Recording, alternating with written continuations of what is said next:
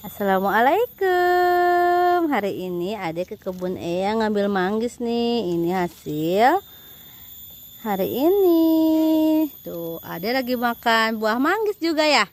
Enak. Rasanya apa? Manis. Manis-manis asam seger ya. Wow, adik kalian yang punya pohon manggis, ada yang sama nggak nih lagi berbuah seperti di kebun Eyang ya, adek dan abang? Komen di kolom komentar teman-teman. Dah.